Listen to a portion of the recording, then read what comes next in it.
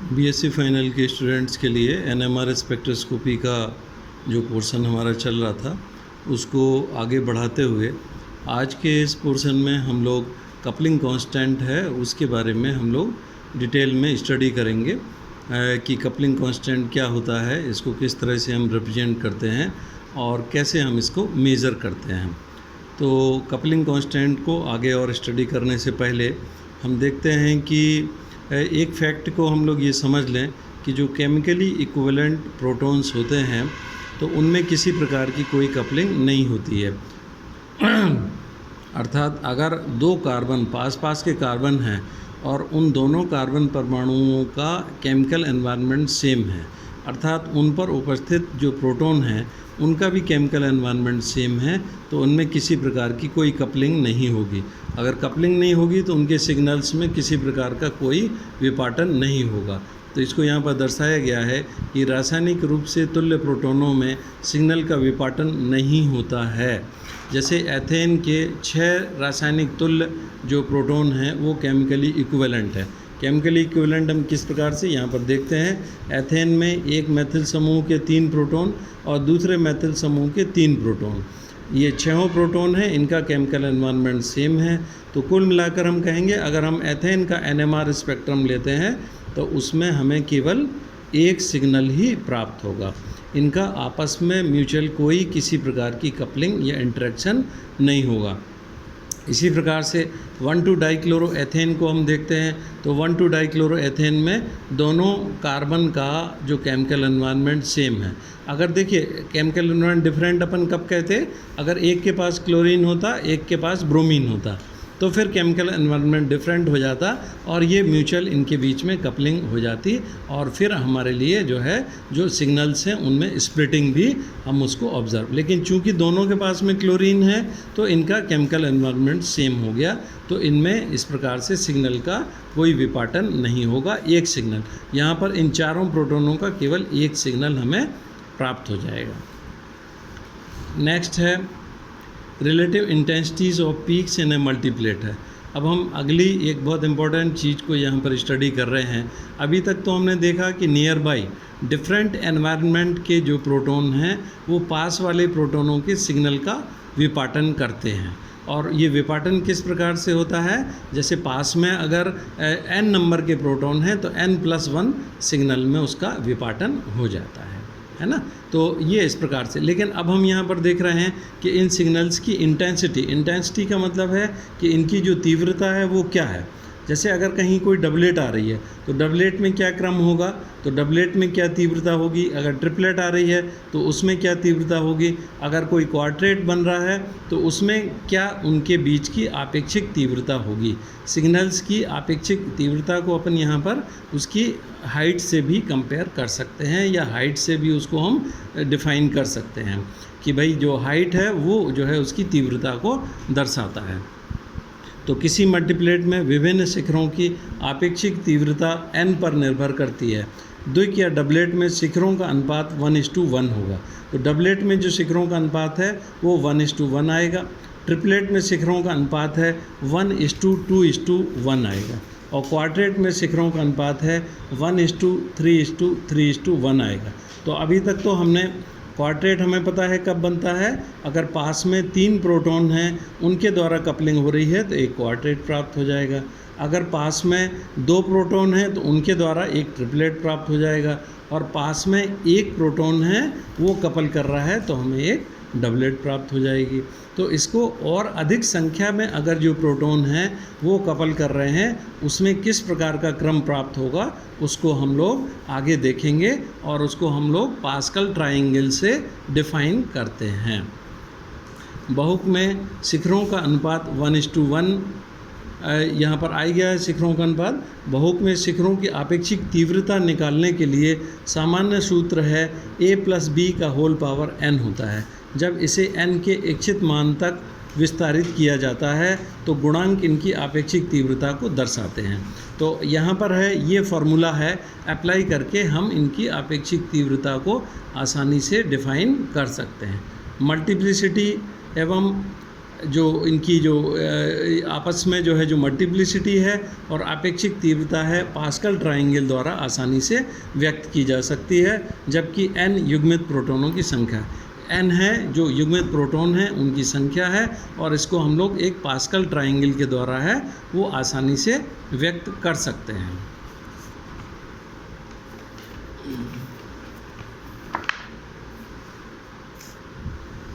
Pascal triangle को यहाँ पर है वो डिफाइन किया गया है, दिखाया गया है।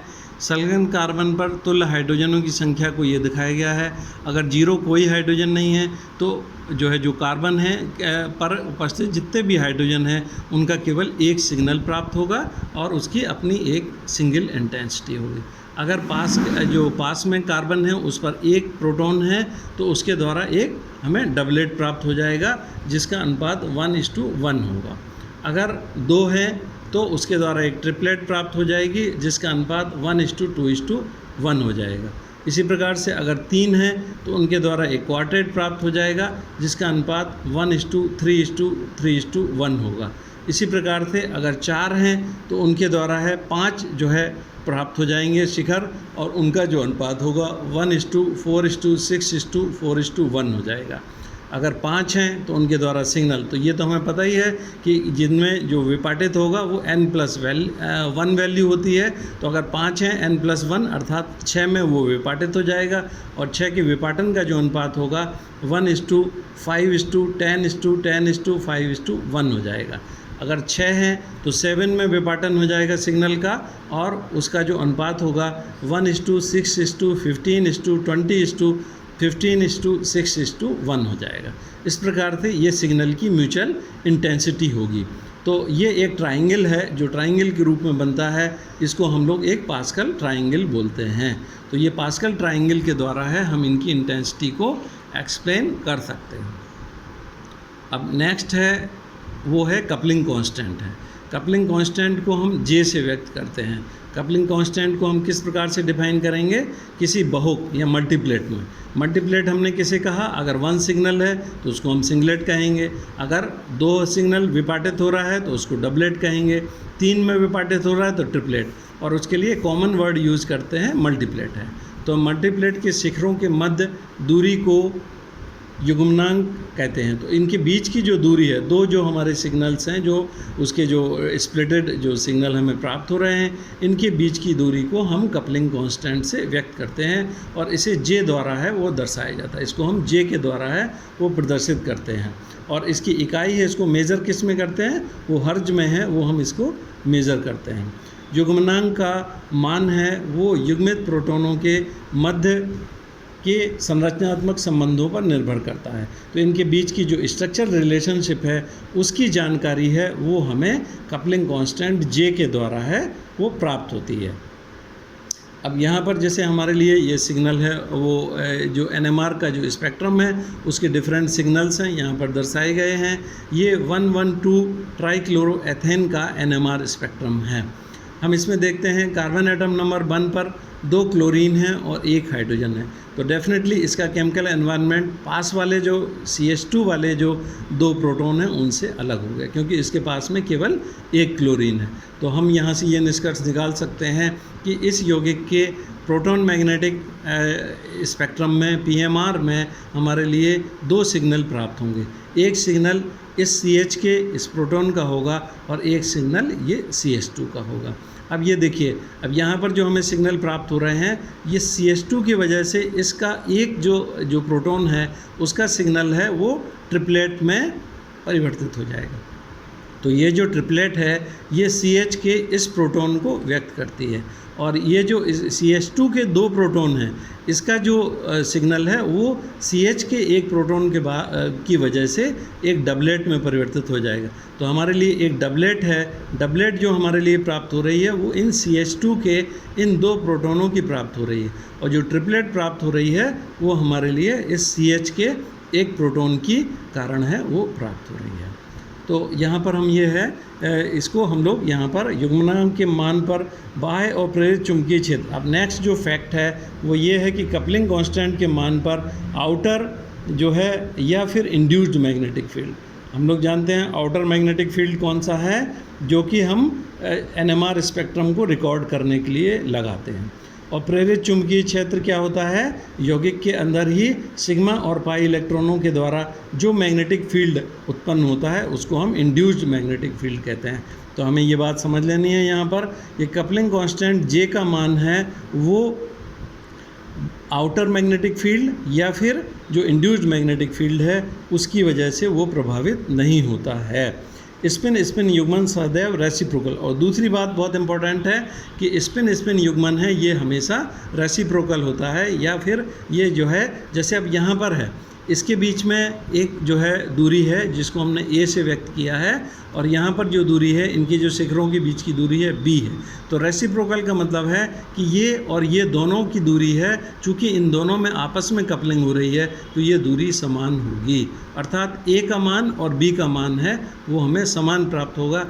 आगे और हम जो स्पेक्ट्रम को इंटरप्रिटेशन करेंगे तो वहाँ पर हम इनकी J वैल्यूज़ को देखेंगे इस तरह के स्पेक्ट्रम में कि वो J वैल्यूज़ हैं वो एग्जैक्टली समान होती हैं। इसको जो है वो कहते हैं कि ये आपस में रेसिप्रोकल होता है। एथाइल ब्रोमाइड में मैथिल समूह के त्रिक व मैथिलीन समूह के चतुर्लक के शिखरों के बीच की दूरी समान होती है। इसी प्रकार 112 ट्राइक्लोरोएथेन में त्रिक व द्विक के मध्य शिखर दूरी समान है। इसे युग्मनांक की रेसिप्रोसिटी कहते हैं। तो ये रेसिप्रोकल होते हैं। रेसिप्रोकल का मतलब हमारे लिए ये है कि दोनों जो प्रोटॉन्स हैं जो कपल कर रहे हैं उनके शिखरों के बीच की दूरी है वो समान हमारे लिए प्राप्त होती है।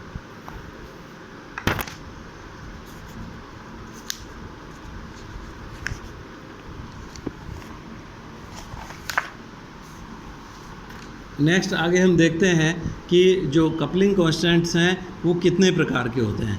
इनको हमने 3 भागों में विभाजित किया है। एक तो है जेमिनल कपलिंग कांस्टेंट, दूसरा है विसिनल कपलिंग कांस्टेंट और तीसरा है लॉन्ग रेंज कपलिंग कांस्टेंट है।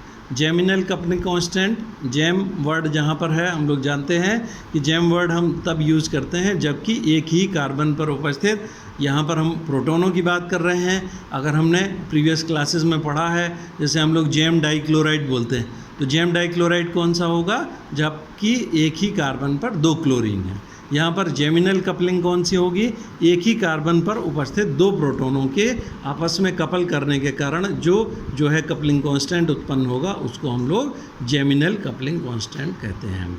और ये जो कपलिंग कांस्टेंट हैं वो किस पर निर्भर करते हैं, बॉन्ड्स पर निर्भर करते हैं। इसको हम लोग जेमिनल कपलिंग को इसीलिए J2 कपलिंग भी बोलते हैं। J2 संकेत के द्वारा है हम उसको दर्शाते हैं और इसकी जो वैल्यू है 0 से 30 हर्ट्ज के बीच में होती है, 0 से 30 हर्ट्ज के बीच में होती है।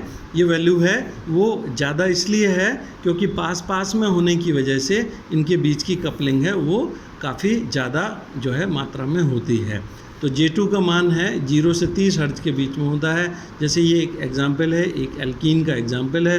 इसमें इस कार्बन पर 2 प्रोटॉन हैं और इनके बीच का जो कपलिंग कांस्टेंट है वो 0 से 3 हर्ट्ज के बीच में है। नेक्स्ट ये जो उदाहरण है इसमें ये